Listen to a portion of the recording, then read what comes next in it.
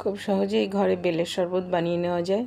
বেলের শরবতের ছবি পোস্ট করেছিলাম, তোমরা সবাই জানতে চেয়েছিলে কিভাবে বানিয়েছি।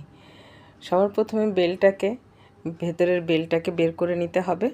আর এর গায়ের থেকে যে বীজটা থাকে, বীজের গায়ের থেকে খুব ভালোভাবে ধৈর্য ধরে ঠিক এইভাবে বীজের থেকে বেলটাকে ছাড়িয়ে নেব। কারণ বীজের মধ্যে একটা লালা ভাব থাকে, ওটা গেলে কিন্তু একদম ভালো লাগবে না খেতে। সব বেল থেকে আমি বীজ আলাদা করে ফেলেছি। আর বেলটাকে এখন দুধের মধ্যে দিয়ে একটু চালিয়ে নেব। চালালে কি হয়, বেশ ভালো একটা স্মুথ টেক্সচার এসে যায়। কারণ বীজের একটা দানা দানা ভাব থাকে বেলের মধ্যে, সেটা কিন্তু আর থাকে না। আর দুধ দিয়ে করলে বেলের শরবতটা খেতে কিন্তু খুব ভালো লাগে। আর গার্নিশ করার জন্য ছাদে ছিল পুদিনা পাতা।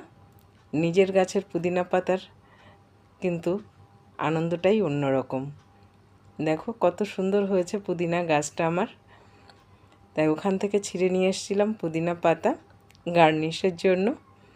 আর এখন ব্যাস গ্লাসে সার্ভ করলেই বেলের শরবত একদম ডান। সার্ভ করার জন্য খেতে কিন্তু খুব ভালো হয় গরমের দিনে।